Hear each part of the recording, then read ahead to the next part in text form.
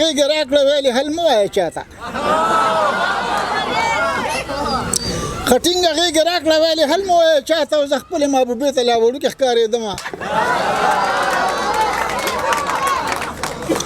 او رقیب یې ولیدم هته یې ویل هغه دی بو دی رقیب یې ولیدم هته یې ویل هغه دی بو دی ګوله زه ډولدي ته یې رندوکې ښکارېدم نو دا یو نظم در سره شریکومه چې هېڅ کولی نه شي او بیا به ځان له مخه او سر وهي او هغه سړی بد کوي چې ښځې سره ښکر وهي واده زلمي ته ډالۍ کومه واده زه نه پېژنم نه خو ډالۍ کوم یې ورته ښه جي بیا به چې زه خبر نه وم د یو شاعر د زوی واده و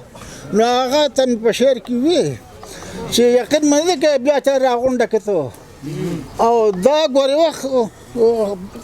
ګورې په پام اوسه که اوس دې ورته ټینګه کړله او کږه پوښتې د نن غېږې خو چې ماته نه شي ټینګه به هم نه کړې که ډېره دې را ټینګه کړه ما پلار یې شاعر دی ترجمه به د دې پې وکړې اورې که نه زه وی چې هېڅ کولی نه شي بیا به ځان له مخه او سر وهي او هغه سړی بد کوي چې ښځې سره ښکر وهي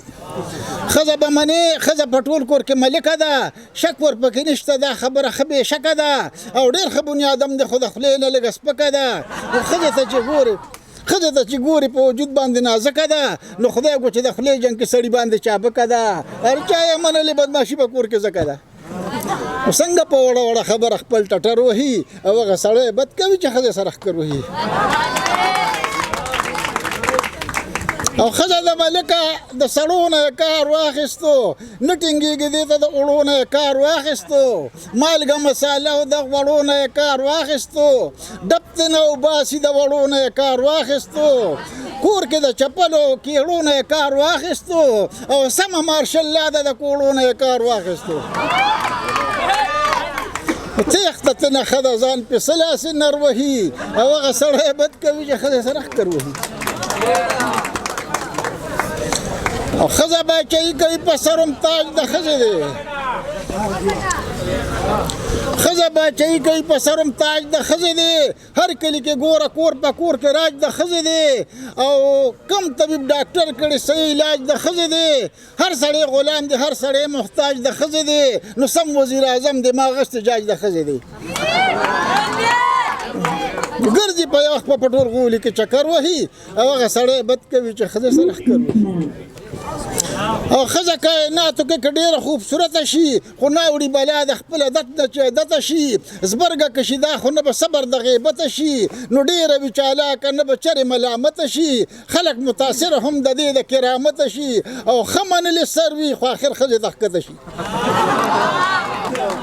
په تش په نازه دا باندې ګوره څومره زر وهي او هغه سړی بد کوي چې ښځې سره ښکر وهي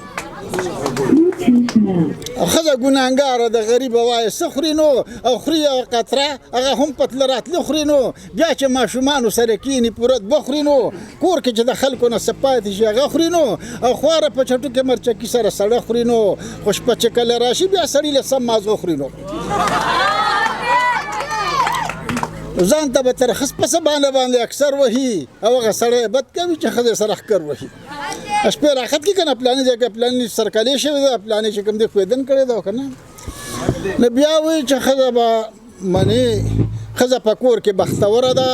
او ولې دې بدبخته غورځولې د نظره ده نو مه یې ګڼه سپکه دردانه د مرغلره ده او خړ چې ورته لاره کې جوړ نه شي تاله غوره ده یو خو بي بي سي په شاندار څه نه خبره ده او خدای پاک زورور دی او بیا ښځه زوروره ده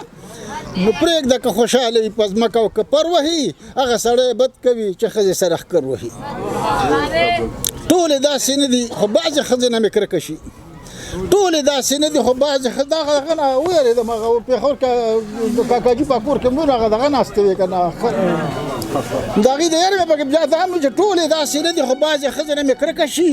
او خیال د حیا نه ساتي اوزګاره یې تې ځمکه شي نو ګرځي په بازار کې بې پردې دغه دې ورکه شي او ډېرو نه بچي هم په مارکېټ کې بې درکه شي خدای کو چې ناسور دې وایم ځمکه دې پرې ډکه شي او یا دې د لارې د لاندې دا بلا شیشکه شي نو کور کې د سودا نه پیسې څومره په هنر وهي او هغه سړی بد کوي چې ښځې سره ښکر وهي مخته ده جي څومره چې کېدای شي تر خپل وسه به خواري کوم، تل به په اخلاص د زمانې انځورګري کوم، نو ستاسو د خپو خاورې یم تل به خاکساري کوم، ډېر ساده باده یم نو خویونه بازاري کوم، او لیکم به رښتیا چې د قلم سره یاري کوم، نو ښکلو ښکلو مست کړم ځکه مسته شاعري کوم، ګله شنه غرې یم خامخا به مې نظر وهي، ګله شنه غرې یم خامخا به مې نظر وهي، او هغه سړی بد کوي چې ښځې سره ښکر وهي. ستاسو ورور ستاسو خادم عوامي شاعر ګله شنه.